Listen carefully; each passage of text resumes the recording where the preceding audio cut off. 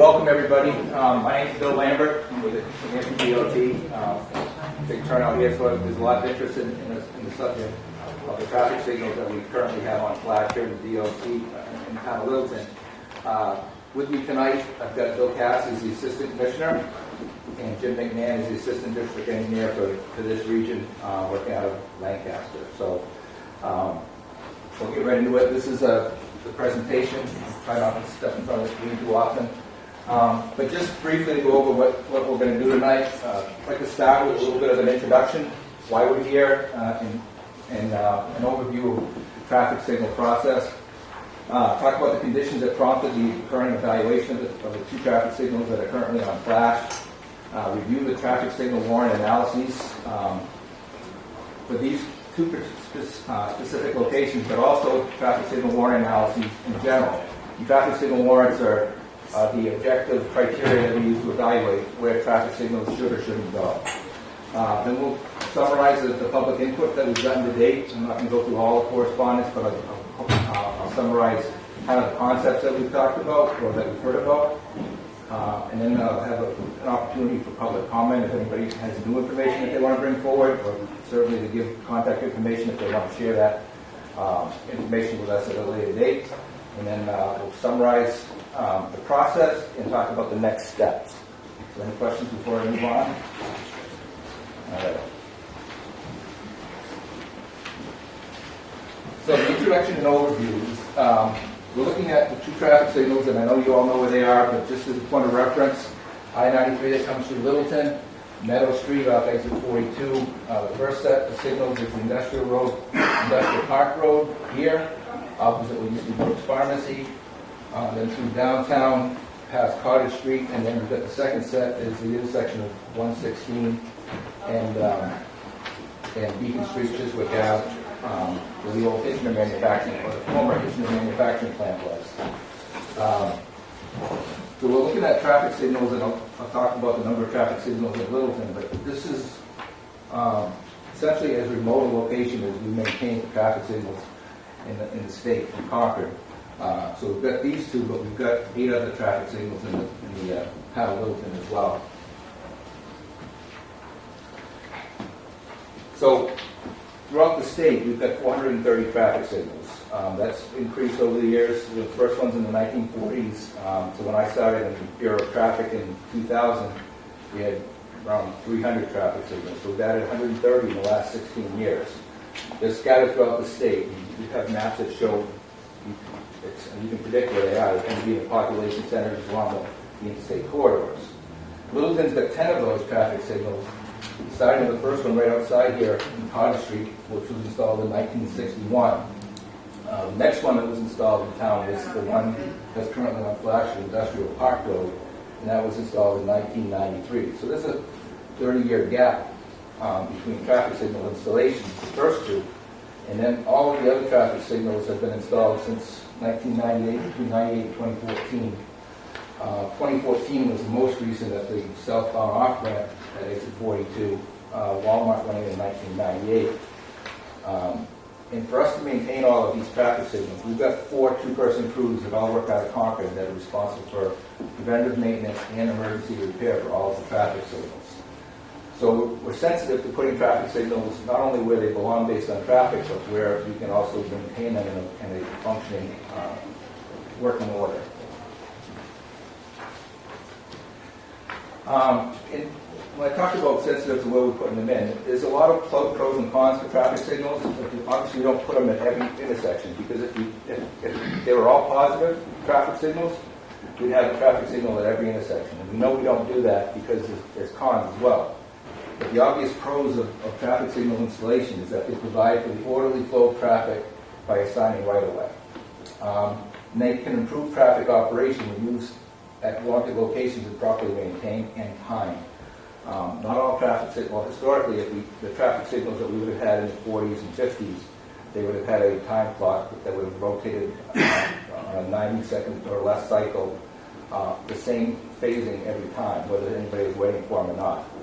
We have modern traffic signals that have detection that will detect when a car is present and will allow the signals to rest green on the primary route unless there's another car that's looking to enter the intersection.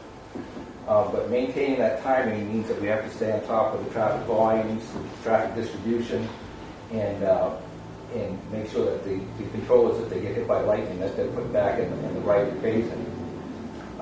They're not as smart as some people think they are. And traffic signal pros may reduce right-angle crashes.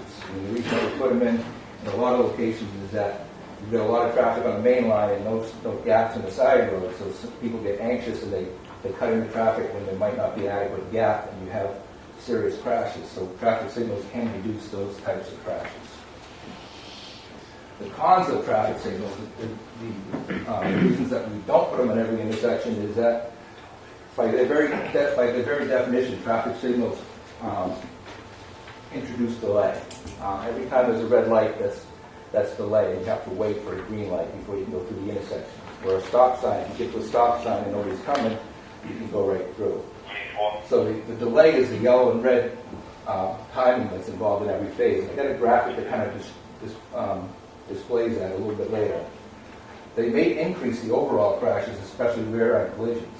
So you got the person that comes up to the yellow light and is a responsible driver and says, I can stop safely and let the second road come out. And the guy behind him says, it's a yellow light, I got to go faster. So you can get a lot of those rear-end crashes associated with traffic signals. So you actually, in a lot of cases, you can increase the overall number of crashes by putting traffic signals in. The offset to that is you can reduce the severity. They also introduce the element of human decision. For instance, if it's a stop sign, somebody has to stop every time. But when you get a traffic light and it goes yellow, there's a difference in human behavior between the person that's going to stop for that yellow light before it turns red, or the person that's going to accelerate and try to beat the red light and likely go through a red indication. And traffic signals are subject to utility outages. The reason I like roundabouts as a state traffic engineer is I've never once had to send a traffic signal crew to restore operation of a roundabout after a power outage because they work all the time. Where if we get a snowstorm or a thunderstorm or something to that effect, I send traffic signal crews out throughout the state. Like I said, if they're in Concord and they got to come to a power outage or restore traffic signal operation in Littleton, that's a full day for the most part. So they are subject to utility outages. And this is just the display that gives you just an impression of how much red time there is at a traffic signal. Typical traffic signals, either one of these locations really, would be 3 phases. So in each phase, you're going to get a certain amount of green time, and then you get the yellow time where people are supposed to slow down and stop, and then the rest of that phase is red for that phase. And you get that for each one. So each phase has a certain amount of green time. But if you look at the operation of a traffic signal, more often than not, people at a traffic light are stopped. These two subject traffic signals that we're here to talk about tonight, the main route would get green most of the time, but the people coming in from the side road would have to stop every time and wait for a green light, which can be as much as 30 seconds to a minute and a half, depending on what the phasing is. So this isn't the phasing for this particular intersection, but it's just an indication of how much red time there is in a typical traffic signal in the location. So the conditions that prompted the evaluation of these two locations, US 302 and Industrial Park Road, or Meadow Street and Industrial Park Road, everybody is aware that the former Brooks Pharmacy has been vacant for a long time. That would be the obvious traffic generator at that road because most of the industrial park properties are some distance from the intersection, and typically those commercial enterprises have that kind of routine traffic throughout the day that tends to trigger the warrants that I'll talk about a little bit later. Also, the existing traffic signals, as I indicated earlier in this location, are 23 years old. And we typically consider traffic signals to have a lifespan of 25 years. So we're getting to a point where we either have to upgrade or replace these traffic signals, and if they're not warranted, that's throwing money away essentially. It's something that doesn't need to occur. The other location is Beacon Street and Chiswick Avenue, up the street here. The action that prompted us to look at that was the closing of the Hickner manufacturing plant in March of 2015. I don't think we were aware of it specifically until probably upwards of a year later, but once we were aware of it and took a look at the traffic, the collected traffic data and ran the warrant analysis of it. So those are the two actions that prompted us to look at this location. Please, if anybody has any questions, there'll be a period of comments when I'm done the presentation, but if you have questions on any specific slide, don't hesitate to ask. Just make sure if there's anybody in the hall that wants to come in. Chairs, there's probably chairs, so we got chairs and sit in there. How is it you want? I have a question on this particular slide. So they started working on the Brooks Plaza today, maybe with the intention of reoccupying it, and also there's rumor of the Hitchner building reoccupied. Should the traffic signals be removed? The areas reoccupied, would they be reevaluated and potentially re-added if needed, or is? Yeah, we'll talk about that in the summary, but we noticed at Brooks Farmers we had activity going on today as we were coming through. Typically, we wouldn't necessarily turn them on just because those places were occupied. They still would need to go through the warrant analysis, the traffic study that I'll talk a little bit about later, and then go through the District 1 office for access permits to and probably amend the permits for those locations so that we confirm that the traffic signals were warranted. The other, and just as a point of fact, so people know that we're not just looking at Littleton locations. It's something that we routinely do when conditions change throughout the state. We've done it in a number of locations that are listed here, and I can think of one that I just started looking into this afternoon as well. But I'll just walk through them. US Route 3 and BAE Systems in Merrimack is a location that is an industrial plant, the Benson Street industrial plant that essentially closed operation. I think they've got a skeleton office crew there. But we went through and removed those traffic signals several years ago because the traffic conditions changed dramatically. US 2 in Shaw's Plaza in Gorham. Anybody's familiar with that area? The Shaw's grocery store opened up. Not long after that, Super Walmart went up the road on the Berlin-Gorham Road, and actually that's Route 16, not Route 2. And Shaw's closed almost immediately. So we took a look at, obviously didn't want traffic signals because there was no traffic coming out of it. The town at the time wanted to keep the signals there because they were trying to market the property and get it back on the tax rolls. Eventually, they didn't have any, I think that's a location where they didn't have any potential occupants, so they ended up agreeing to remove the signals there. Route 10 in Walpole at the Vilas Bridge. Vilas Bridge has been closed for a number of years. It's not on our plan to restore it. I know there's interest in doing that. It's a bridge that goes from Walpole to Bellows Falls, Vermont. I don't think the folks in Vermont are anxious to get it back into operation, but it hasn't been, so we removed the signals there. And then the last two are locations that are currently in flash, like the ones in Littleton. 119 in George's Fields in Hinsdale. That's another Walmart that moved from a lease location in a commercial development to their own property to the west at the old Greyhound dog track. Those signals have been on flash for a number of years because the property owner of the commercial development is anxious. It took her a couple of years to get the lease rights back from Walmart for the property, and she's been actively trying to reoccupy the space that Walmart vacated. So these have been on flash for a while. We have an agreement with her that the property owner that we're not going to spend any kind of maintenance there. If somebody were to hit the cabinet or a mast arm and knock it down, our response would be to remove it, not to restore it, because it's not warranted. And then we've got the 106 right outside of my office in the Steeplegate Mall in Concord. If anybody's been to Concord, the Steeplegate Mall is really struggling.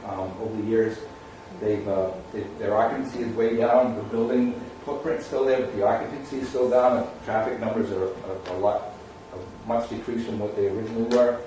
And they also changed the footprint. So instead of having a big box access on the 106 end of the property, all the access points are to the side. So they really changed the circulation around the property, and those things have been on flash for essentially the same time as the ones in Littleton. So, review of traffic signal warrants. And like I said, we don't put traffic signals at all locations because you have too much delay and it would affect overall operation and traffic flow. So this is a quote from the Manual on Uniform Traffic Control Devices. Or actually, it's just to point out that all traffic signals are subject to the manual and uniform traffic control devices, which is federal law as far as all traffic control devices, be it signs, paved markings, or traffic signals. So within the MUTC, within the law, there were 9 separate traffic signal warrants that we would evaluate. Warrants, I think Jim used the word trigger as a more of a layperson term for why we would put traffic signals in. The three on the first 4 here on the side are the primary traffic signal warrants that we consider. They're the traffic volume warrants. So they're based on how much traffic is at a particular intersection, both on the main road and on the intersecting street. So that's typically what we use. And we like to look at the 8-hour volume so that you have enough traffic at an intersection for at least 8 hours of a given day, so that you're not putting traffic signals up for just for 15 minutes or half an hour here. We also consider the 4-hour vehicular warrant pretty frequently, and the peak hour warrant is very seldom used. It's for specific instances that I'll get into later. The pedestrian volume warrant, we rarely have enough pedestrians in most of our state DOT locations in New Hampshire to meet that, because it's a pretty high threshold for the number of pedestrians. And the school crossing warrant as well is something that we don't generally use, because the school crossing warrant generally applies to where locations where one of these would also apply. And none of these remaining 4 warrants would apply to locations here. They're too far from any other signal to be part of a coordinated system. The crash experience warrant, we don't have a history before they were there, so it's hard to apply that one.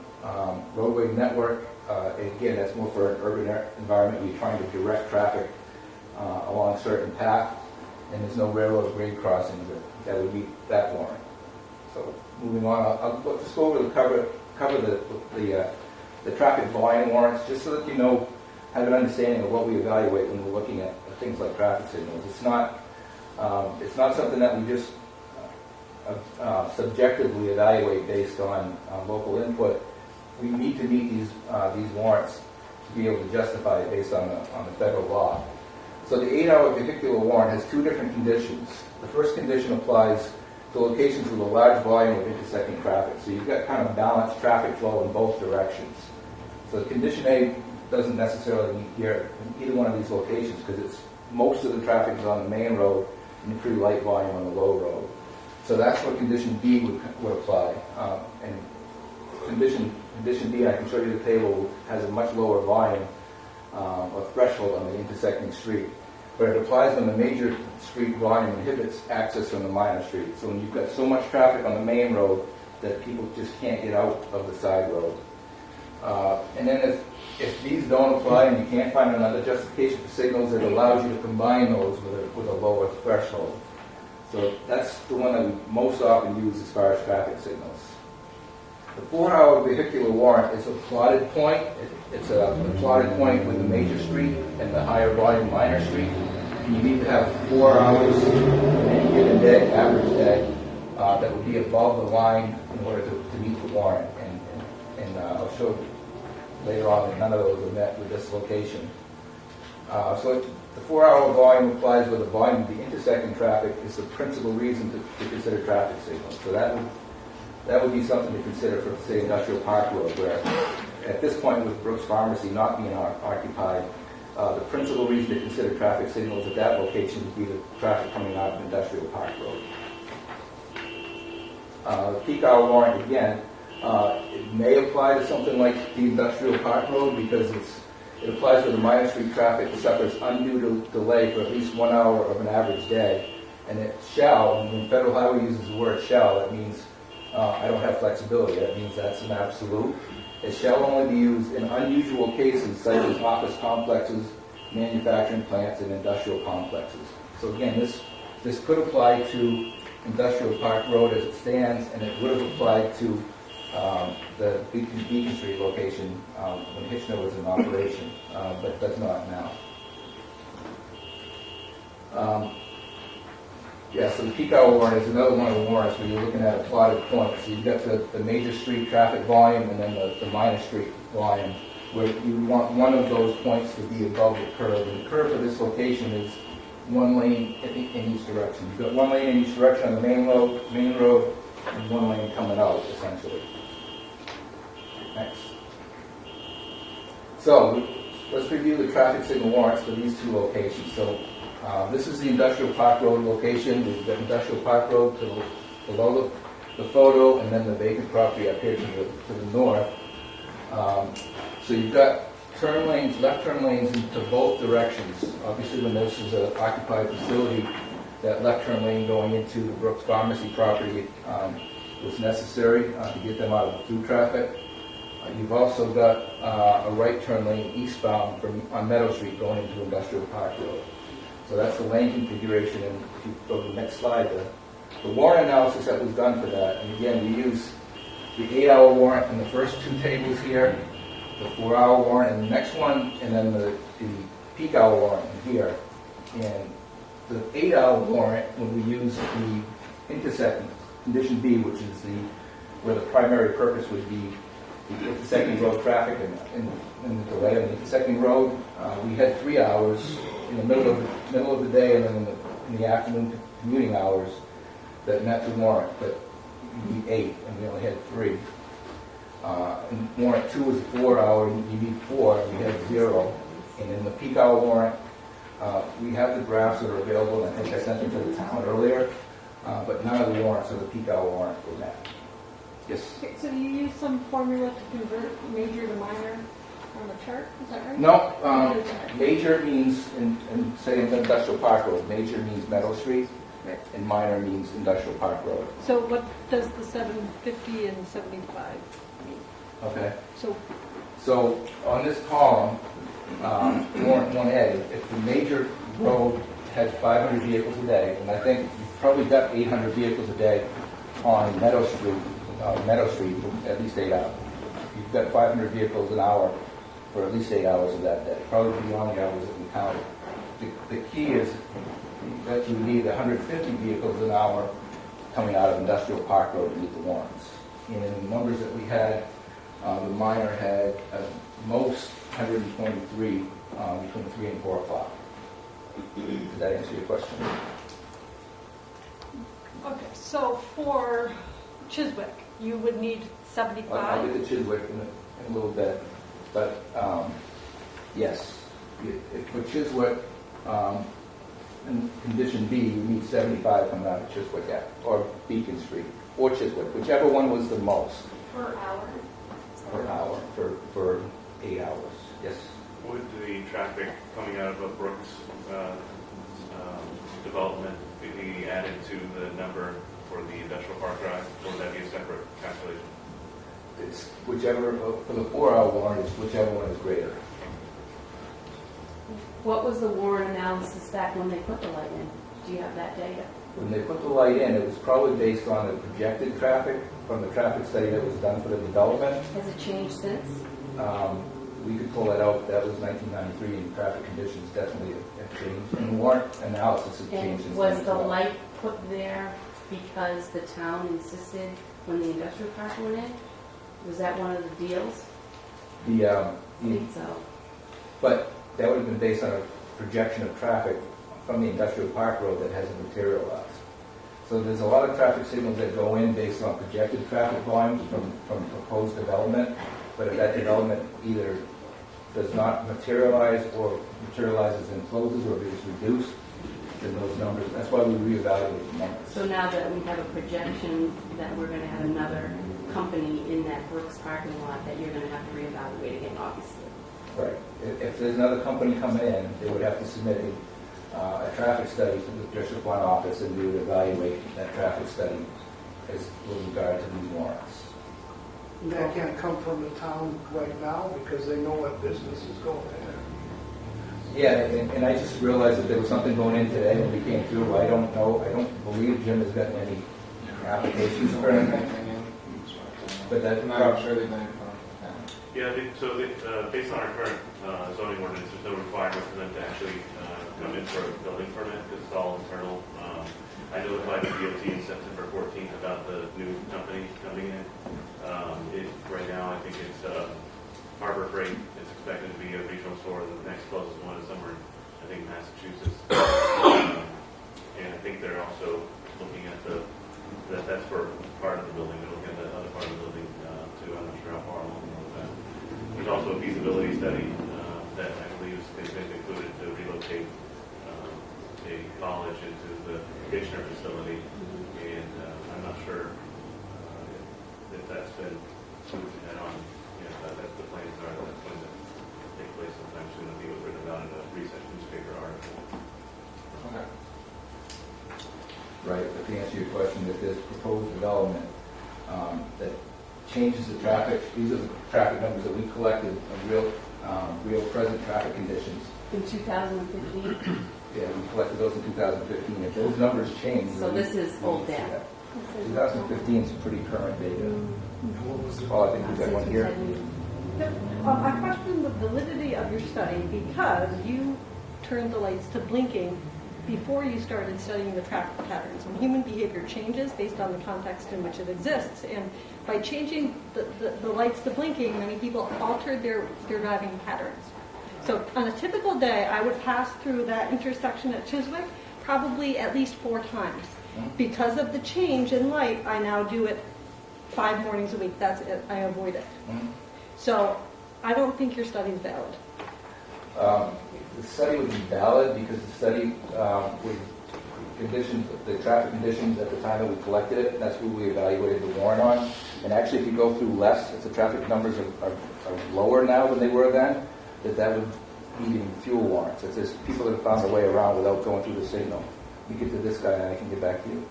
Just had a question. What months was the study done? Was that for the entire year, or was that during a period of time? No, it was during, I can't remember the dates of the study were. I don't have those handy, but they were done during a typical weekday, over several days. Was it done during holiday season, or During September, or was it December? February? What we will normally do when we collect actual traffic data is that we will normalize that for an average condition. So that would be whatever day we collected it, and we will use seasonal data from nearby permanent traffic data collectors, and we will normalize the time-specific data to an average day in the year. And that's what we evaluate. I'll get back to this woman. And then It's July 15, 2015, according to the study report. okay, goes to July. School wasn't July. And I think, Bill, the traffic counts that you took were before the traffic signals were put on flash. Correct. Right, so that should have that, so. not during school. Not during school. Right. Yeah. Yes, sir. So she commented on altering traffic patterns, and I think and maybe there's some people here that have a little bit more history about the Industrial Park Road than I do. I've only been employed here since '92, and I don't know how that developed, but part of the reason that bridge was put in was to alleviate the heavy traffic on South Street, which is a residential area. So what's happened as a result of you changing the signals to flash is exactly what this woman has commented on.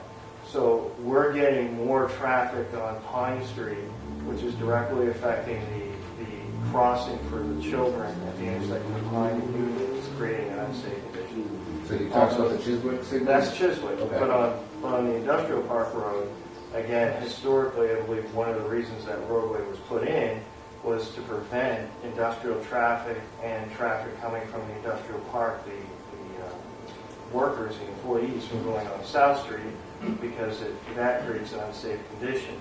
Those employees and truck traffic are now using South Street again. So by changing your light pattern, it's defeating the purpose of putting in the industrial park. One of the reasons. The other reason was obviously so they get more heavy traffic in there from tractor trailer trucks. But our public works director has a photo of that he's going through right now of exactly what we're trying to prevent from happening. And it's a tractor trailer truck turning off of Riverside Drive, which is an extension of South Street, onto the Industrial Park Drive, avoiding the traffic signal. So essentially you're creating unsafe conditions by turning off those lights because the information and data used in putting them there are different than what you're comparing it to today. That's not information that I've gotten in a lot of the feedback that I'll go over in a minute, so Bill and I know it's good information to have. Yes, sir. And it's not only South Street, you also get more Eustis Road traffic, just due to people wanting to avoid that intersection, so they're accessing 93 from Mount Eustis to, I forget the Cottage. Yeah, Herbert Lane, so you're getting a lot more traffic on there than you would if that light was. So I know you have your presentation, but just this is a photo that was taken today of, and as you can see right here, there's a tractor trailer truck turning off of Riverside Drive. We don't have any industrial down that way anymore, and that vehicle is turning off towards the industrial park. That's what we're trying to prevent from happening. The residents of South Street were elated when this bridge went in, and some of you can attest to that. And so what this traffic light, by putting a flash and creating an unsafe condition, is doing is diverting traffic into a residential neighborhood that just shouldn't be there. And just a further note that this roadway that is getting the diverted traffic has limited shoulders and it also has inadequate sidewalks. We do have a transportation alternative program grant application into the DOT to improve it on that street, but as conditions exist right now, there's not really adequate place for pedestrians to get out of the way of this increased traffic. While we're looking at that shot, like, two more up there that have heard of that.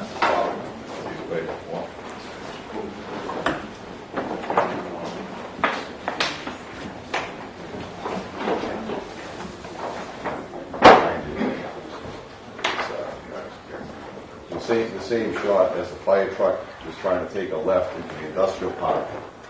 This truck was trying to take a left into the Brooks because they're doing. He's a contractor at the Brooks Plaza for Harbor Freight. So he came up, was trying to take a left against the traffic going both ways. The fire truck just made it through. Before that, trying to get through there, and then you look down the street right at the same time, that trailer truck was trying to turn onto South Street, all at like 2 o'clock, low traffic flow time. Just happened. And then there's a blind spot where that trailer is right there, people coming flying down, you can't see who's coming. You can't see who's coming down there behind that big truck. Happens to me all the time trying to pull out there. It's dangerous. Caution lights are not being very ignored on Meadow Street, sir. So great. Okay. Yes. The caution lights on Meadow Street are completely ignored. What do you call caution lights? Flashing light at the signal? Right, Okay. they just don't. They don't pay any attention to caution lights. Cars have stopped for people to come out of industrial park, and trucks will go out around them and go through. Okay. There is no, they don't pay any attention to anybody coming out of industrial park. Okay. It's a free way. Okay. Yes, sir. Question. I'll go back to the trailer trucks. We have a facility in town, we rent a building in the industrial park, and we're driving trailer trucks in and out of there every day. It's dangerous. I'm driving, especially when you have to stop at the light to make the left to go across 3 lanes. You look up Meadow Street, you look down, you go, 2 out of 3 times someone's out there before you get the trailer across. I mean, it's safe, it should be there. Okay. Just to echo the safety, I mean, in that picture, if you're trying to take a left-hand turn onto Meadow Street from Industrial Park, I mean, you got to take a deep breath before you negotiate that. And I'm doing it with a trailer truck. Yeah. And I'd rather sit that minute and a half, that doesn't bother me. Right. But someone goes under it, we're a big problem. Representative? If the safety is the issue, does that trump whatever the 4-hour and 8-hour studies are? Well, the safety issue was considered in all the warrants, the objective warrants that we go through with the 8-hour and 4-hour, because it's based on conditions that occur throughout the country and at all intersections. So that stuff is all considered in what warrants traffic signals. Did that answer your question? that those numbers are developed based on a lot of parameters and studies, and the safety of the intersection is considered. That's why there's a crash warrant. So if you have nothing else, and the crash warrant's a pretty high threshold. It's 5 crashes in a year that could be addressed with traffic signals. Which of those crashes will you volunteer I'm not sure what's in the law. Because I'm Fred Chisholm. I'm the plant manager at Burndy. We're the 4th largest employer in town. And I don't want to volunteer any of my employees for one of those 5 crashes. Okay. Or the students walking to school. Absolutely. Yeah. Nobody does. Yes, Yeah, on the, concerning the intersection at Union and Chiswick, why would you do the study in the middle of July when the school's not open? Joel, clarification, that was the first study was in July. This one for Chiswick, which we're not 30, was March 31st of 2016, according to the report. Right. So it was a different date for the second study. March 31st is generally. That's spring. It's a very So can we discuss the left-hand turn from Chiswick onto Union? I'm going to get to Chiswick. Right now, we're still talking about Industrial Park Road. I also struggle with the amount of traffic that you say is coming out the Industrial Park Road. I mean, 1993, yeah, we had Watermill up there, but since then, our other companies that are up there have grown. Tender Corporation has grown significantly and went down the other end of the road, but they're still got to come in and out of Industrial Park. We have FedEx up there that we didn't have before. That's a new company up there. We have the, what do they call that, knitting place or whatever that just Appalachian stitching. that just moved up in there. Stampin' Coin in 1993, I don't believe was up there. So, and that's a huge employer. So you got really between Burndy, Tender, and the Stampin' Coin, you got to be more than 62 cars coming in at 7 o'clock in the morning because that's where we're all coming in to work. Yeah, Not me, I'm retired now. So I'm I mean, the numbers are what we actually counted. But, So back to Gordy's point about the truck traffic in the industrial park. You're a truck driver, you can maybe speak this more up. You have to come to a complete stop at a red light. I'm sorry, you have to come to a complete stop at a stop sign. If you have an intersection that is lit, the way they used to be lit, the trucks can maneuver through the intersection by, slowing down and still staying, moving forward as the light turns yellow and goes to green again.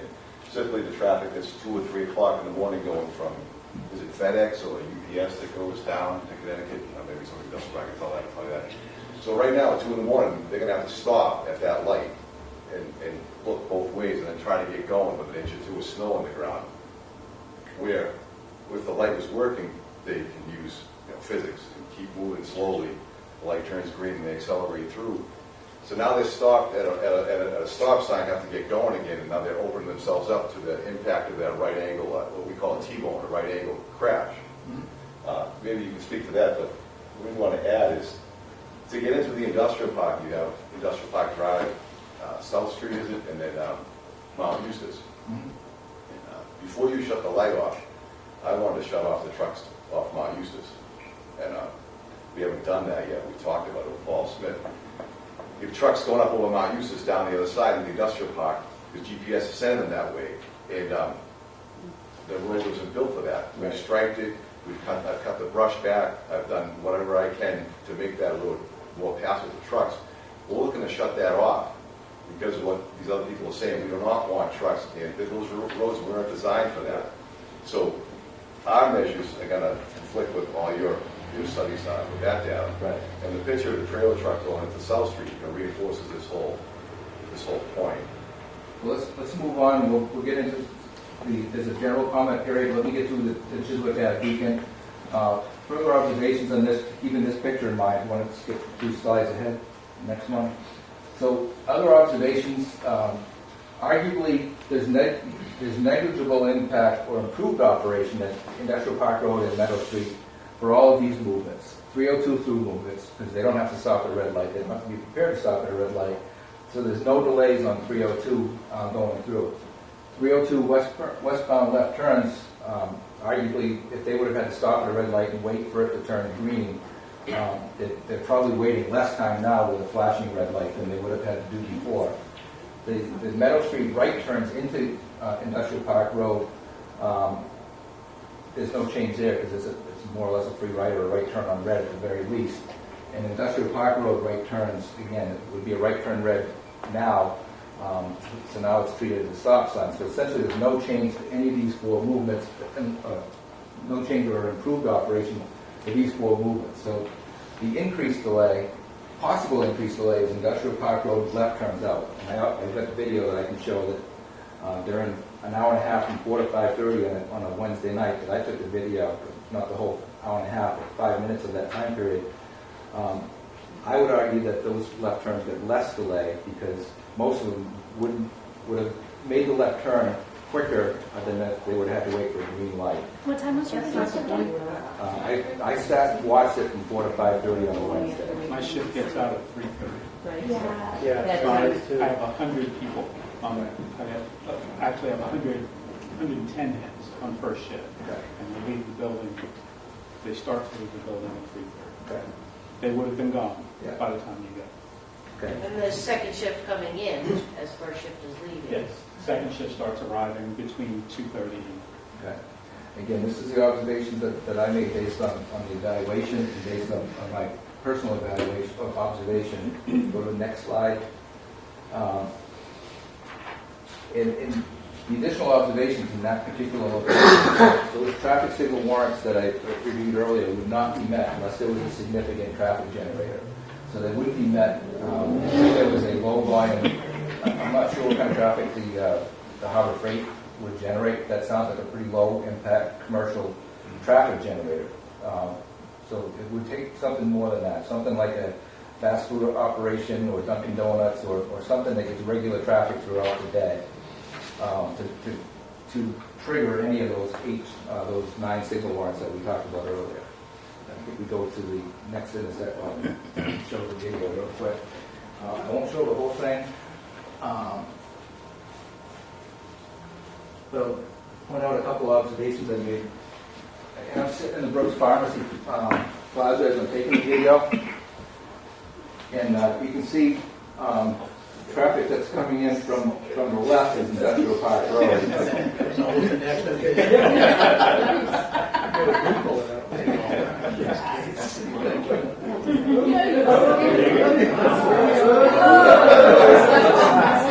But the Dodgers.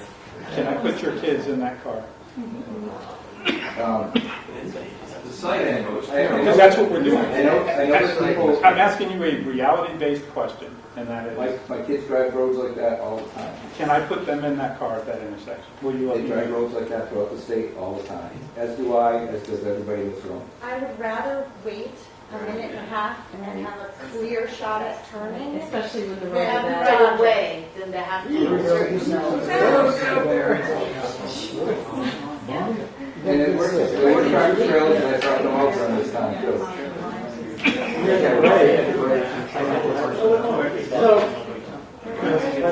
Yeah. I appreciate your studies and everything. What if the town just wants it? Well, we can talk about that. Or what's the cost of it? Yeah, What so I if we mean, decide we're gonna do it? I can see that you're going to come up with a justification that says from a state level and all your analytics, it doesn't warrant a light there. But from the safety of employees, from the safety of Well, this the is, townspeople. before we get into that, while the video's going, I did want to point out this bicyclist that's coming up now, which I thought was kind of interesting because the bicyclist on the flashing yellow light would be able to go straight through the intersection. But if you watch, I think that's the one, yeah, if he takes a right turn down Industrial Park Road, and maybe the person's here, I don't know, but you folks might know who it is, but he gets behind the queue and then he pulls a U-turn on Industrial Park Road and comes up the side street. He's afraid to. Why would you? I would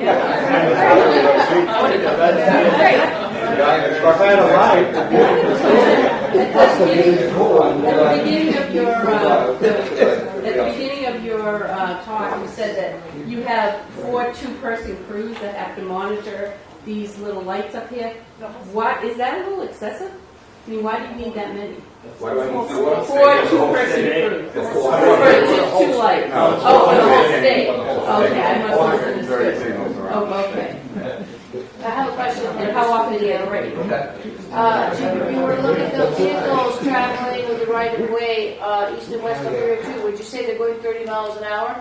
No. My observation is that the blinking light has increased people's willingness to do anywhere from 35 to 40 miles an hour. So you have an increase in the rate of speed. They Well, travel traffic at. signals and stop signs and things like that should not be used for speed control. So we wouldn't put traffic signals in just to slow traffic down. But, yes, sir. But inadvertently, it has increased the speed that people are willing to travel at. Excuse me. Yes, sir. Do we carry a new policeman to direct the traffic over there? What was that? Do we carry a new policeman to direct the traffic, right? Am I intersection? No. No? Why? It costs us more? It costs us more money, or? I'm not sure what you're getting at. What I'm trying to say, you guys want to take that light off for what? To save money? To what? What's the purpose? To save money, we wanted it to reduce delay. As traffic signals introduce delay, they can increase crashes. There's a number of reasons. That's why we have specific evaluation criteria for traffic signals. During traffic, when this gentleman is, employees, they get out. Do we put a policeman over there to direct the traffic? That would be a local decision. That's not something that the state would get involved with, but we would prefer that if you needed traffic control to that degree, that we would have a better. You keep the lights, right? Right. Thank you. Okay. So now we're at Beacon Street and Chiswick Ave. So just for perspective, this is 116 or is that Union Street? Union Street. Chiswick goes up the hill to this direction. The Hoop stores here at the corner, and then Beacon Street to the Hitchner manufacturing plant is here. So the next location. So again, in this location, I won't go through the warrant analysis. I put it up here in the handouts that I gave earlier, just to demonstrate. But there's less traffic here, both on the main line and on the intersecting road. So the objective traffic volume warrants are even less met at this location than at the other location. The next one. The only observation that I have here is that it would take a significant traffic generator to trigger any of the warrants at this location. The manufacturing plant, likely something of that effect, but what I'm hearing about a satellite version of White Mountain Community College or something like that, it's probably not going to generate traffic to meet any of those warrants that we had in the table. Next. Is there any consideration to the fact that that's a safe route to school walking route and that daily students are passing through that exact intersection with no adult support, no crossing, and now no light? That's, again, part of the consideration. Because we've already had a student be hit with all those conditions met. So if you're going to take away that safety measure one street down, like Chief said, the residual effect is that they're going to come down Pleasant Street or Pine Street, which it's manned, but you're just moving the issue to another part of town, and you're endangering students that are walking and biking to school. Well, further to what she's saying, in addition to being a resident, I also work at Lakeway, and at times I have to cover that crossing station right there. And the difference between when that light was in working order and when it wasn't, and I was standing in that intersection, is night and day. I understand that traffic signals, according to the state, are not meant to control the speed of traffic, but standing out there, I tell you, without that stopgap of them stopping and checking themselves at Chiswick and Union and Beacon right there, they are hammering even faster than before through that intersection, and they're distracted. Can I finish on that point? On the pedestrian point, there are devices, there are applications that can be used for pedestrian crossings. Like Littleton, I don't know how they came into Littleton, but at the school and then on Cottage Street, they have push-button actuated crossings. I think there's 3 in the state, and Littleton's got 2 of them, so I'm not sure how that happened. And I'm not sure if the school one is still in existence. I think that one might. It is. But it's supposed to be improved. We had the funds for it years ago. Right. The state's been holding on to it, but So she's absolutely correct as far as let me finish on that point. There's other alternatives to pedestrian crossings that don't involve stopping all of the traffic unnecessarily. If it's a pedestrian crossing environment, then you're looking at having a device that's only for pedestrians, not a device that controls all the traffic. And there's a pedestrian hybrid beacon, and similar to what Littleton's got in those two locations, but it's more current technology, so that the lights would be dark until somebody pushed the button, and then it would flash yellow to warn people that they needed to be prepared to stop, and then it would go to solid red so that they would stop for the pedestrian to cross. Your point? I do school crossing over at Pine in Union on occasion for the Littleton Police. The increase in the traffic has just been incredible on Pine Street. They have found an alternate way to come down. I have never seen Pine so crowded in the morning that I need to get out there a few times and actually stop traffic under condition B. Stop traffic to create a gap to allow 12 to 13 cars to come through.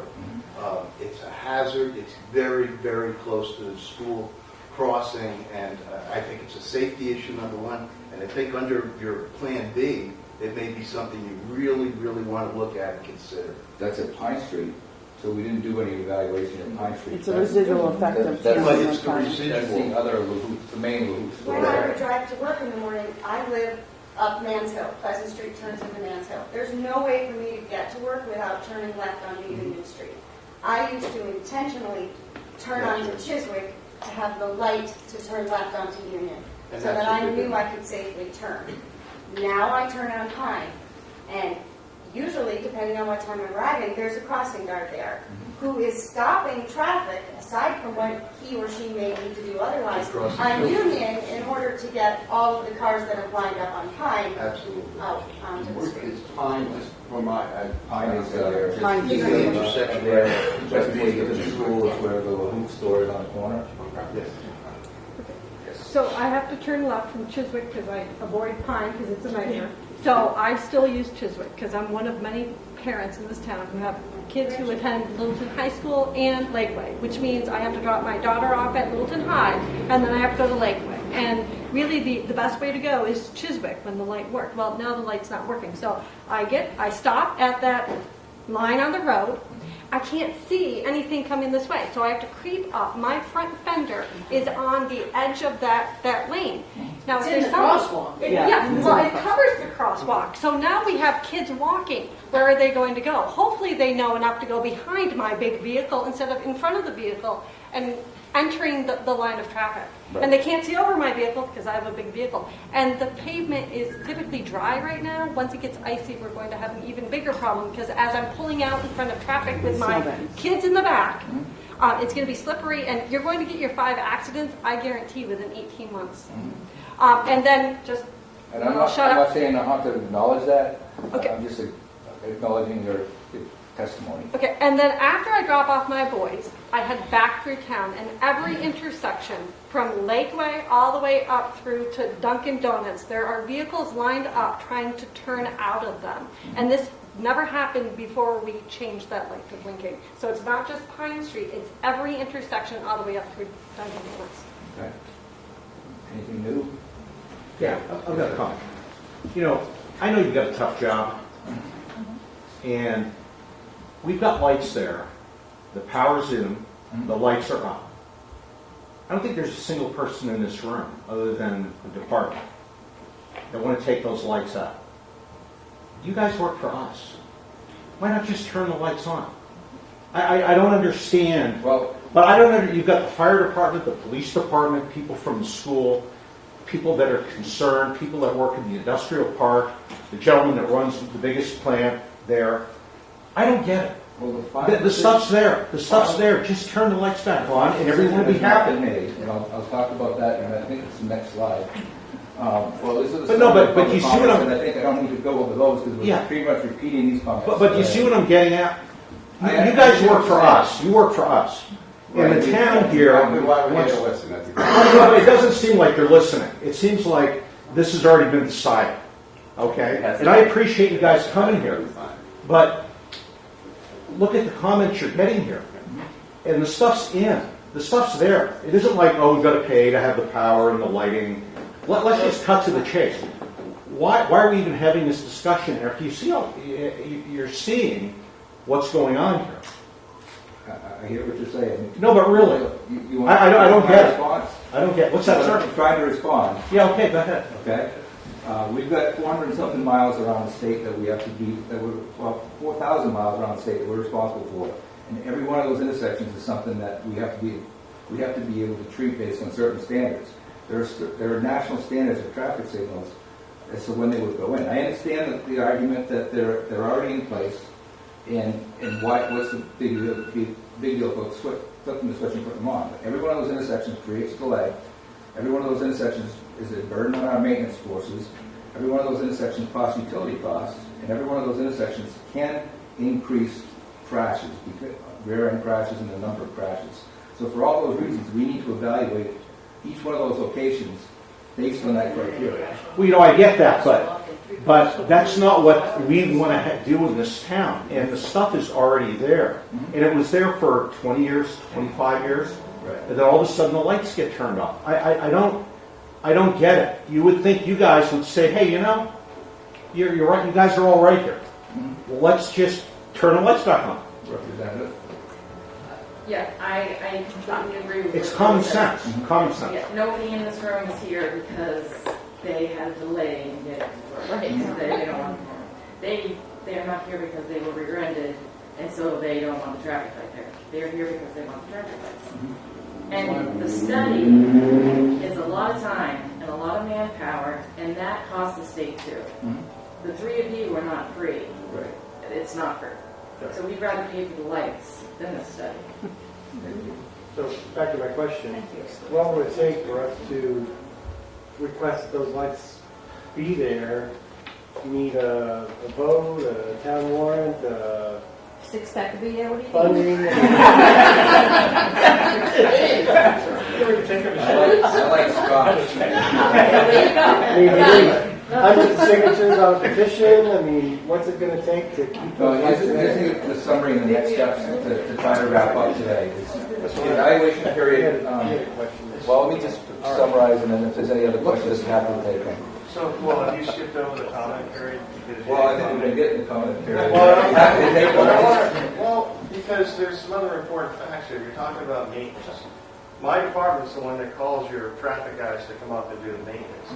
The one traffic light that we call you all the time on isn't in your study, and that's the temporary one that you have at the intersection of West Main, and Meadow.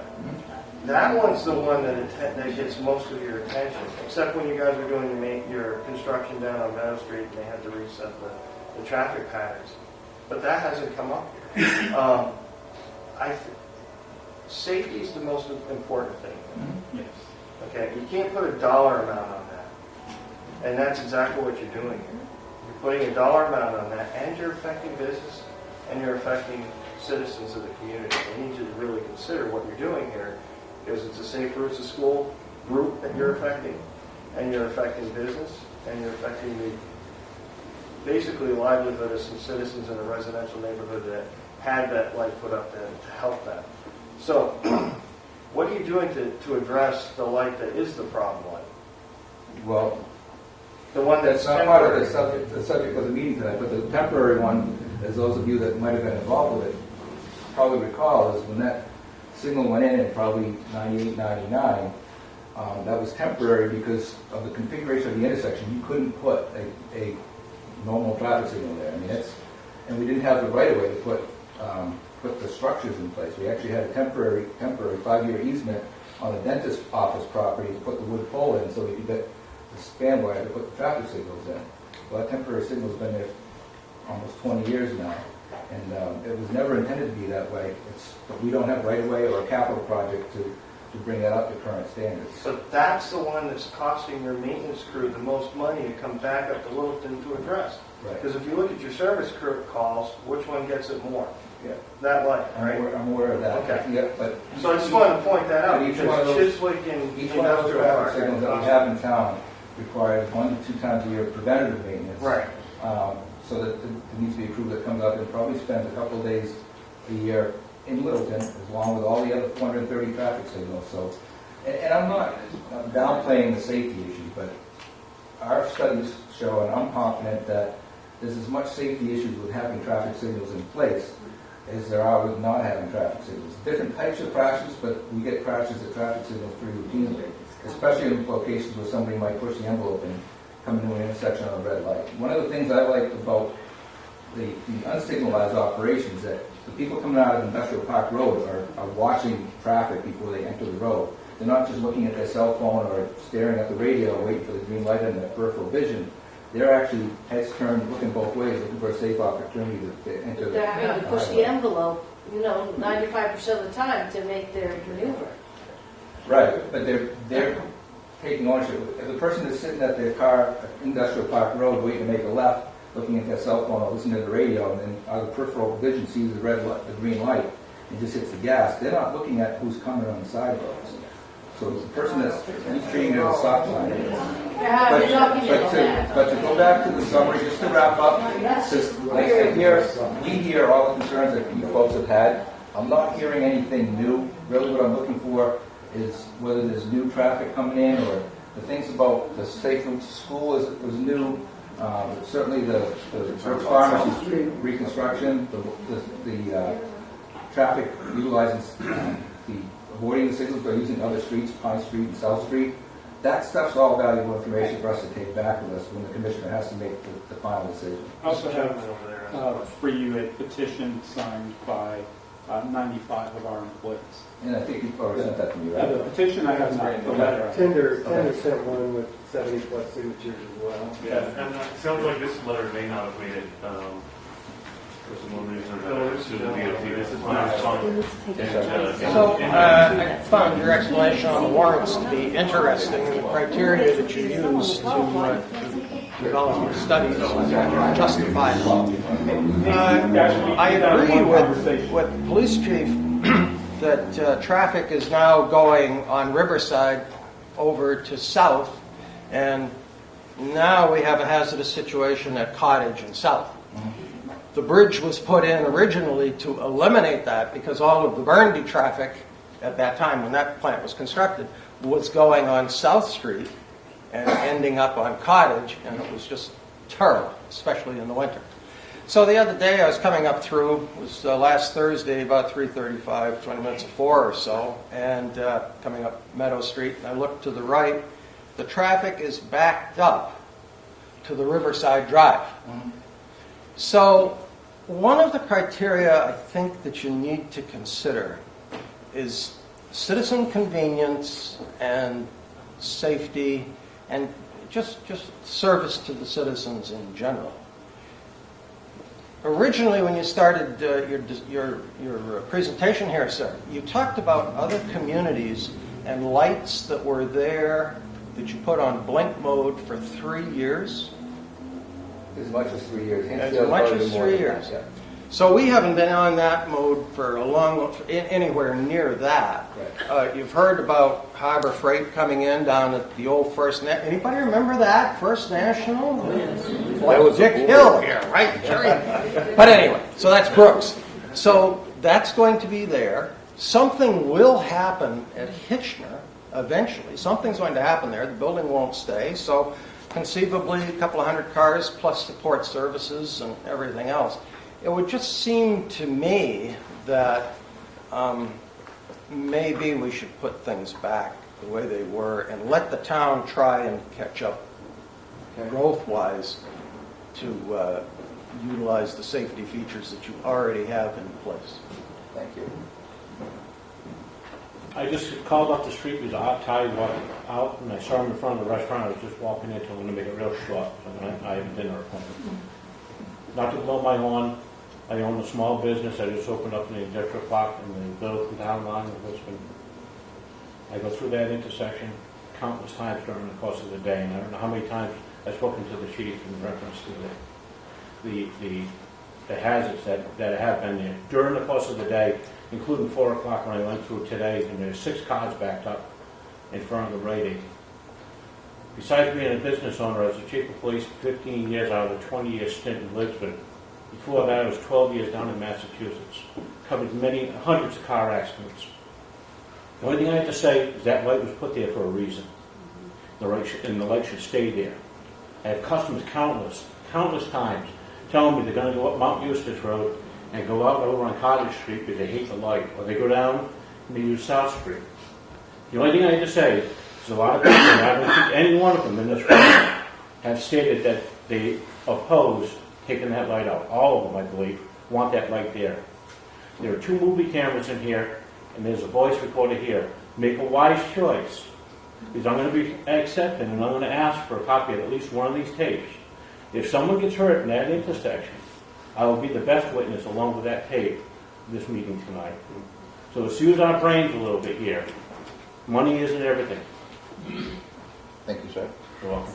Have a good night. Okay. Let me wrap up real quick, and then if there's any residual comments. This is the process. So the evaluation period by the MUTCD, by the manual, is at least 90 days. So that you have 90 days to see how traffic flows through the intersections in the flashing operation. That expired October 26th. So at least the 90 days we've gone beyond that, so we're at a period where we can start wrapping up our evaluation. Once that's complete, Bureau of Traffic, that would be my staff, will make a recommendation to the Commissioner, Bill, and his staff, based on the traffic data, personal observation, and public testimony. And the final decision of what we plan to do is going to be probably prior to the end of the year. We should be able to respond in at least next month. Jim, the last slide. So the possible outcomes, and this applies to both locations. One would be that the traffic signals would be restored to full operation. And one of the things that we've talked about here, that we've talked about in some of the other locations I discussed earlier, is that if the traffic signals don't meet warrants, the traffic warrants, but the town really thinks that they're necessary, we could enter a maintenance agreement where the town would be allowed to be responsible for those signals until such time as the traffic generator came back and they were warranted, and then the state would take them back over. So that's not something that we've done anywhere before, but that's certainly an operation for restoring the signals to full operation. The traffic signals could remain in flash operation until traffic volume warrants are met. Again, the same case would apply there, where if the traffic signal warrants aren't met, and it could be some time before the traffic signals are put back in operation, the state may be looking at some sort of a maintenance agreement with the town where they would take responsibility for the signal until such time as the traffic volume warrants were met. And then the last one would be traffic signals removed, stop signs installed. I think at the Chiswick Ave, there's some crosswalks and things like that would need to be addressed as well. But those are essentially the 3 options. And again, that's the presentation for the night. So if there's any further discussion, please one over here from the I select. think as a select board, I know in fact, we would like those lights turned on, even if nothing happens to the Hitchner building, which I hope does, but if nothing happens there, or down at the plaza, clearly you've been given enough information tonight to consider turning those lights back on. I can tell you the Pine Avenue and the Mount Eustace Road utilization, those roads were never built for the type of traffic that's now going through there and on South Street as well. So as a select board, we have already taken that position that we would really like to see those lights back on. And that first option you gave us, although I can't speak to it beyond saying, as one selectman, I would think that would be, if that is what it would have to be, that if we would consider taking over the maintenance, I would certainly be in favor of that for a period of time. Okay, thank you. Yes, ma'am. I have a concern about Cottage Street. It is a hill coming into Main Street with bumps, and there's a crosswalk in front of the Lane House which houses elderly and disabled people. There is another driveway that goes down to Riverside, which is an adult residential home. But people fly off that hill as if they were boom. They fly from the old hospital location in this direction, from the old hospital location? Coming into town. Okay. I have been in the crosswalk, and I have not known whether they see the sign, the flashing yellow light. My question was, could it be a flashing red light, or could there be more signs put up as to mileage? And the reason I am so upset about this is because I'm a victim of a hit-and-run driver at a in front of a hospital where you would have thought traffic would have been less. It took me 10 years in that town to get one sign for mileage coming into the town, and then it's been 20 or 30 years since that they put a sign that you could see driving up to it, hospital with an arrow. I just think more needs to be done on Cottage Street.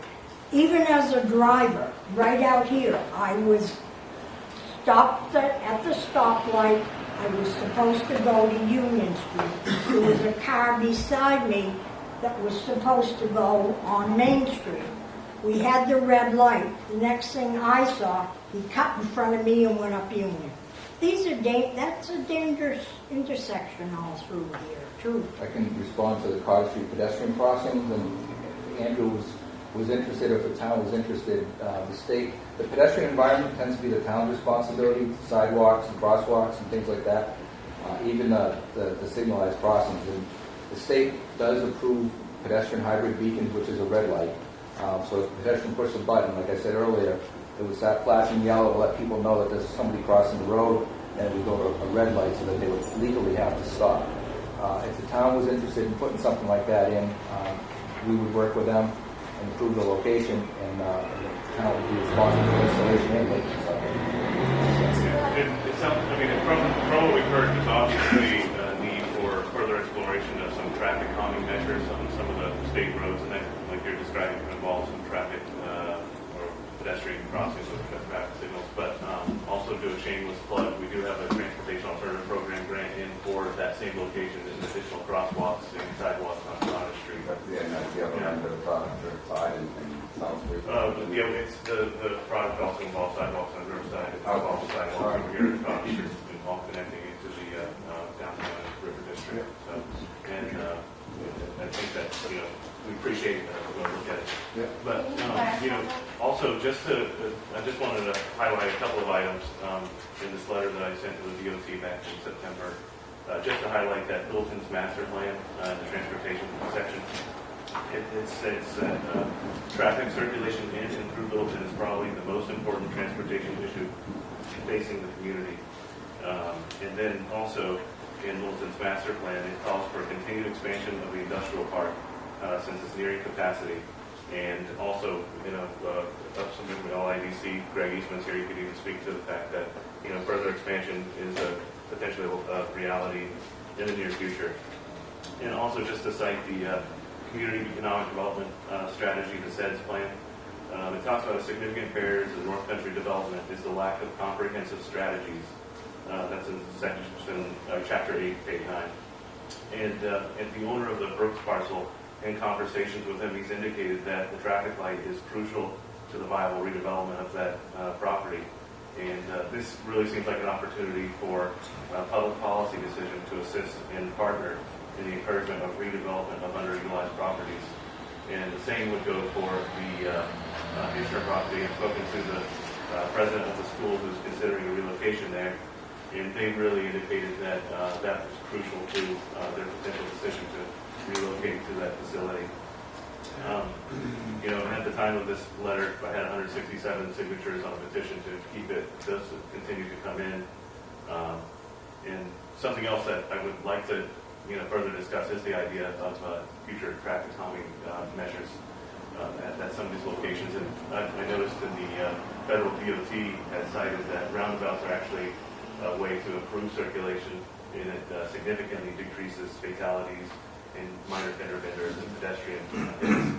And you had mentioned that. I don't know if the DOT has considered the potential to explore that at various spots in Littleton to relieve some of the flow and increase safety. We have, but as a state traffic engineer, when I sit in the Brooks Pharmacy property and watch the operation of the signal, the roundabout by far would be a lot more efficient and probably safer than traffic signals or stop condition for sure. Maybe that'd be something that we could explore further.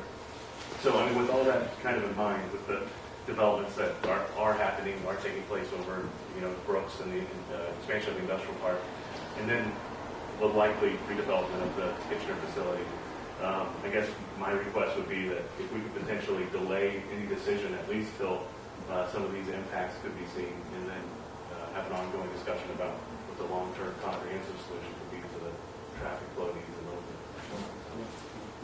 You've been very patient, sir. Okay.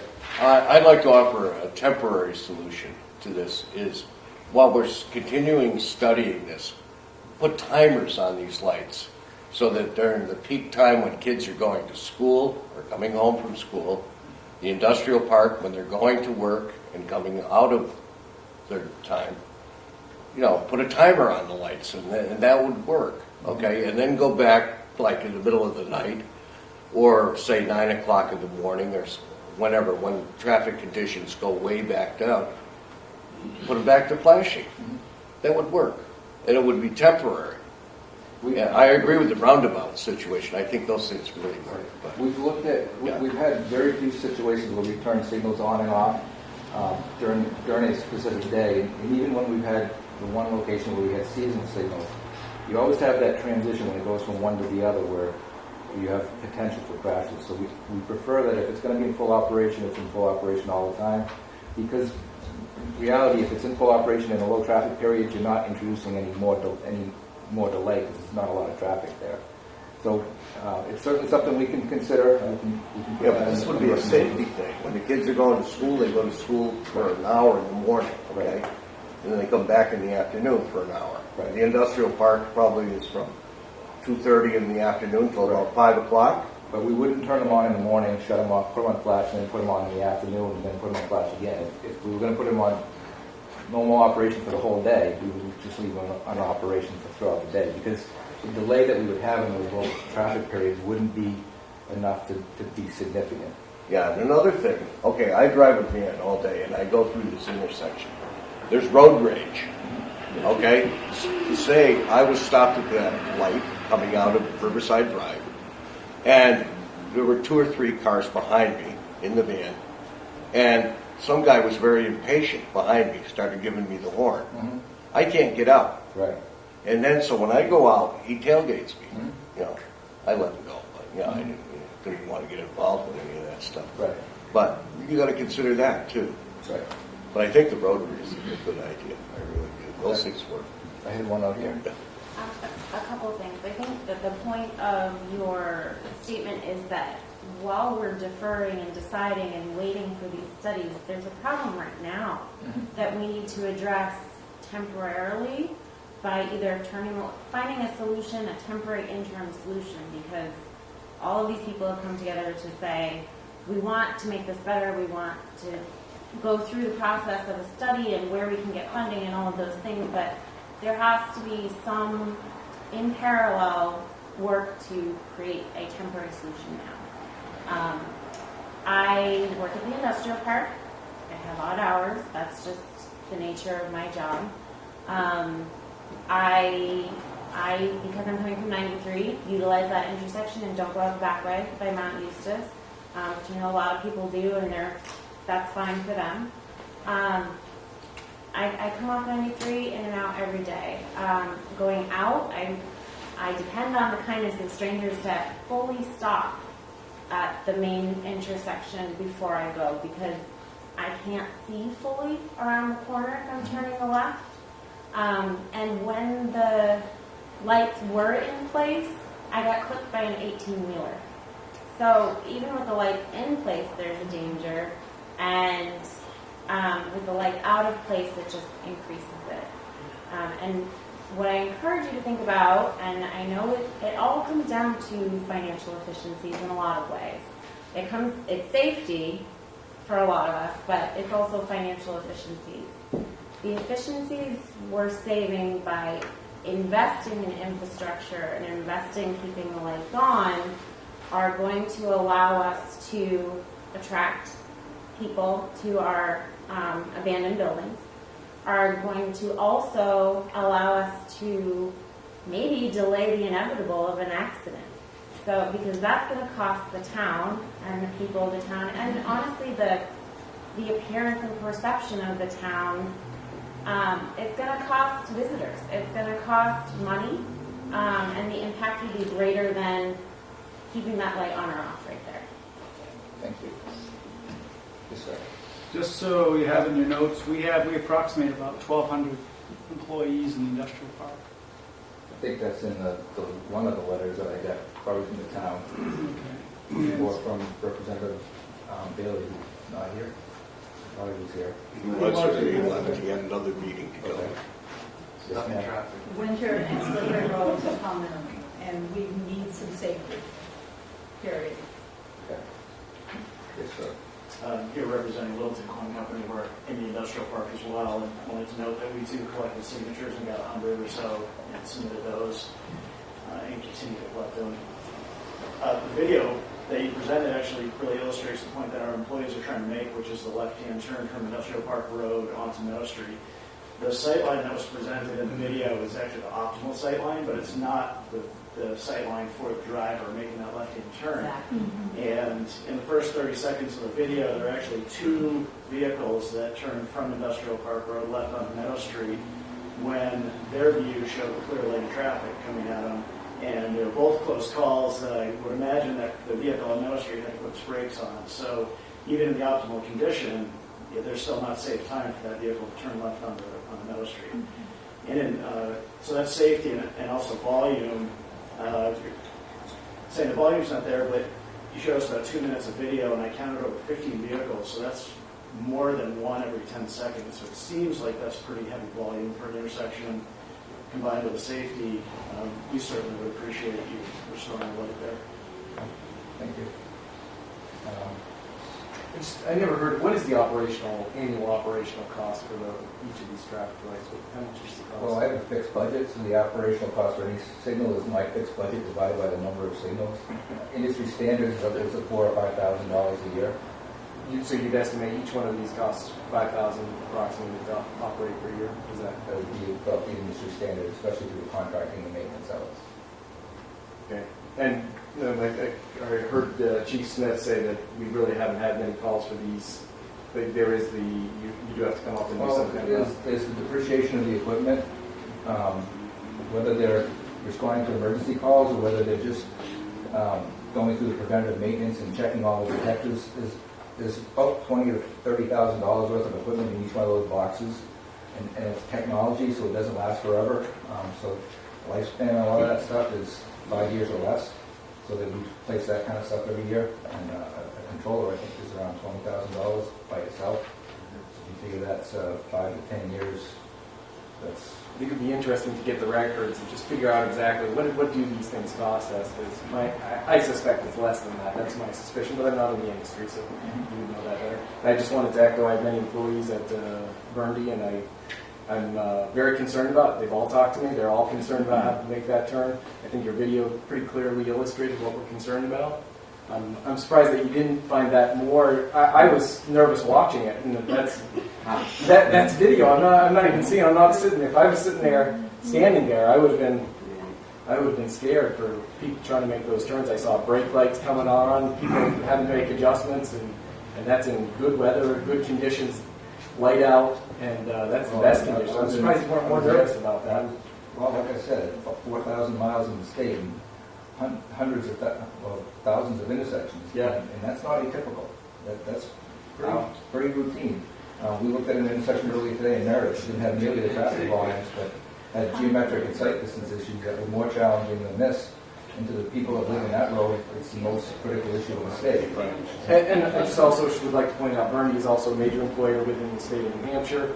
We have locations in Manchester and Lincoln.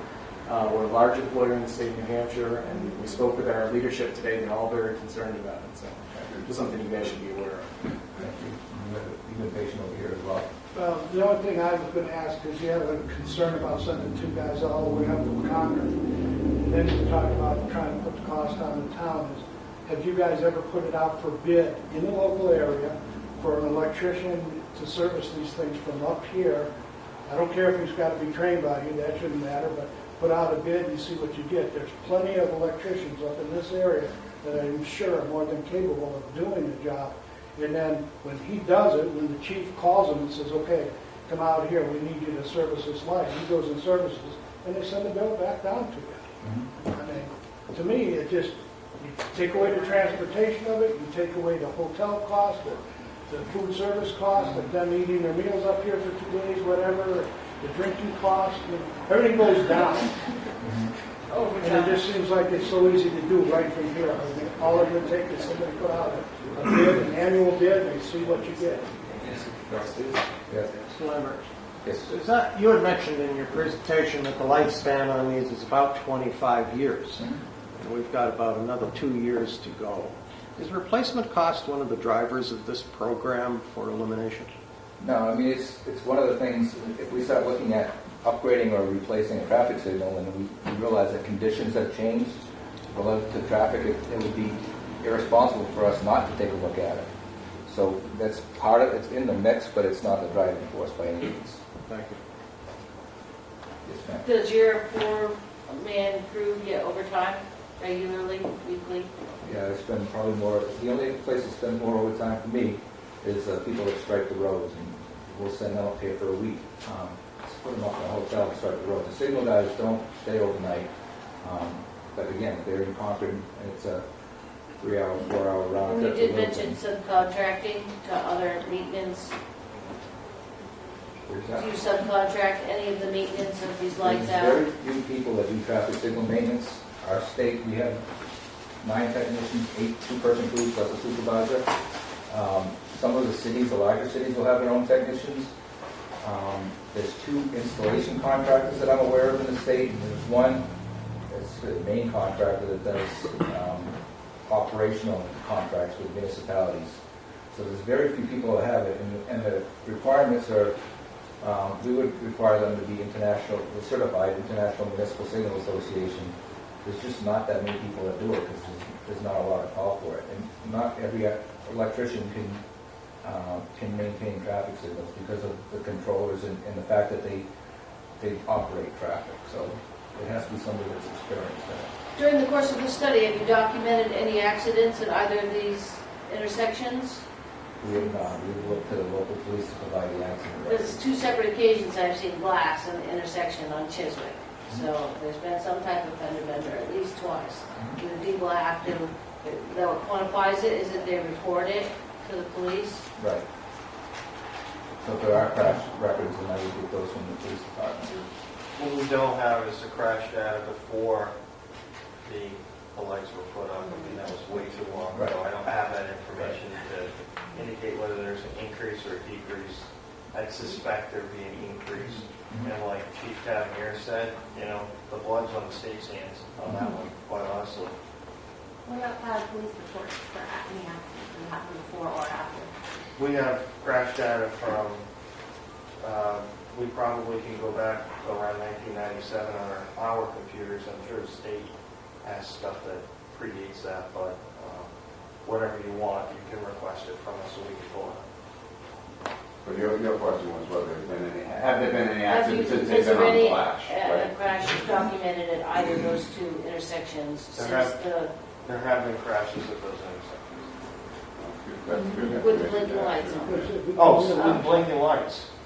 Since I should have pulled the data and I didn't. That's my bad. I didn't do that. I don't recall.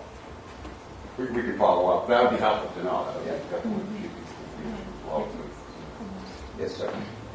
As a member of the select board, I would urge you, you've done your 90 days, you've gotten all this info, turn them back on while you continue to study, and work with the town manager to go this way. Before ski season. In particular, on Chiswick Avenue with the pedestrians currently have the right of way. That is a huge danger.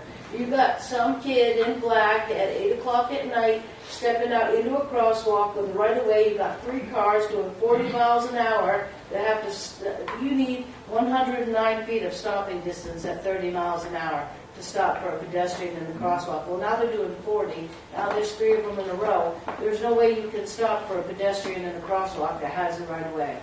That crossing Union Street? Yeah?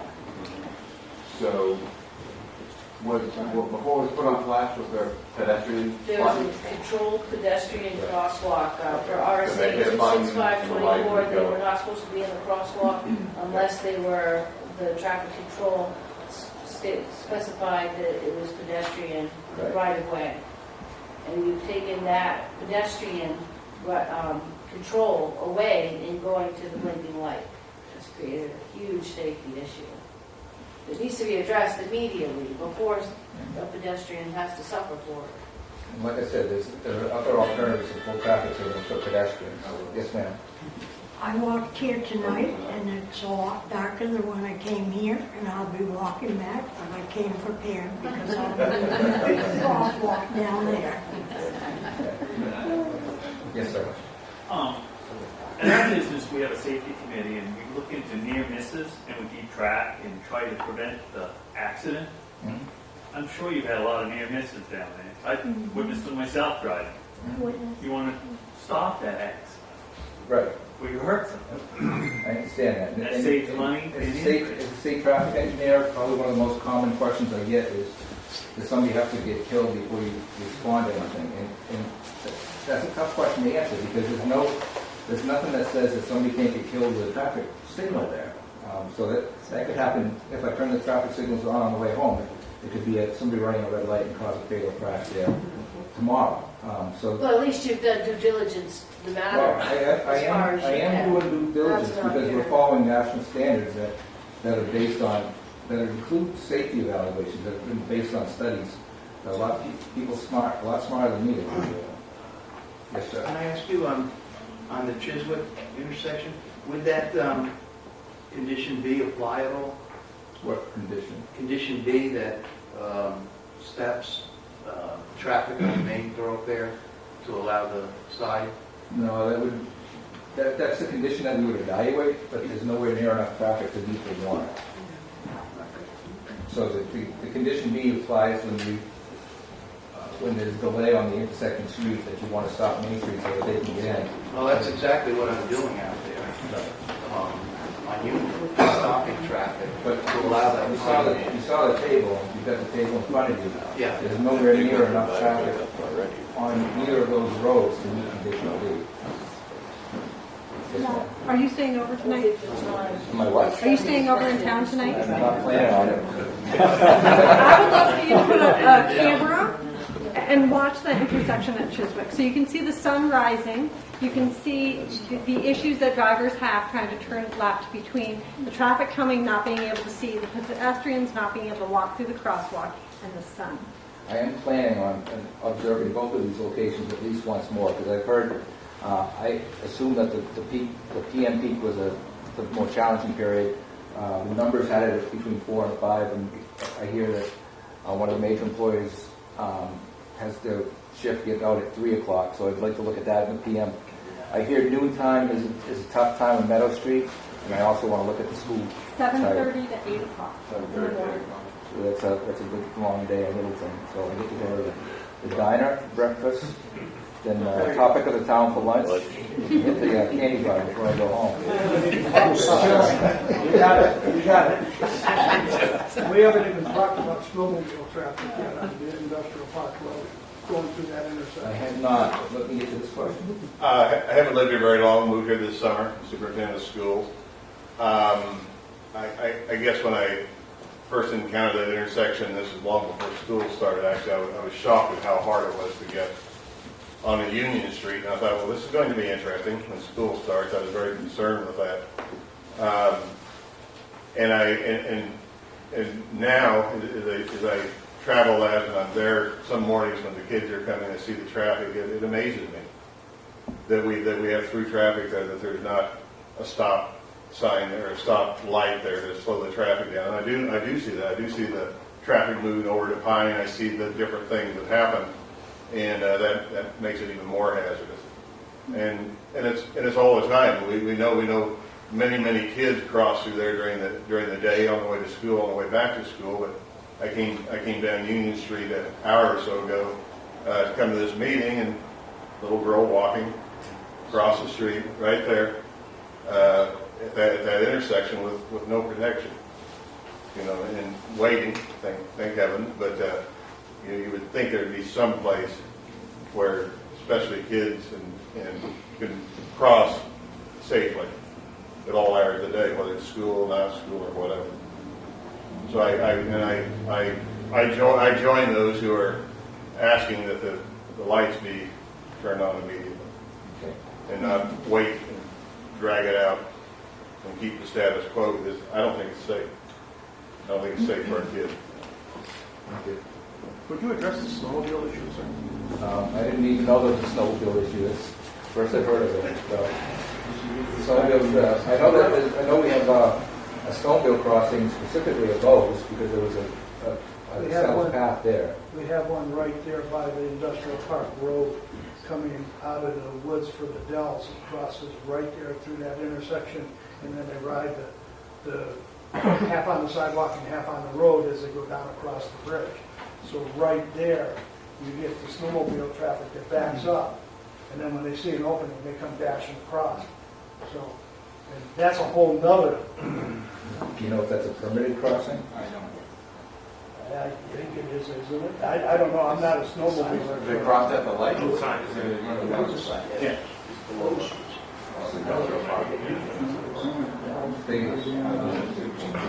Where's that, Jim? They cross. Comes out of the woods adjacent to the Brooks property, comes across the road, runs down the sidewalk. So in front of the stop bar or somewhere behind the stop bar? I think it's on the state snowmobile trail map. It's behind Behind the stop bar. Yes, sir. I'd like to thank you and the other two gentlemen for coming and making your presentation and mostly for having the patience to listen to us. More than welcome. Well, good comments, I really appreciate it. Okay, thank you. Consider it our- Thank you.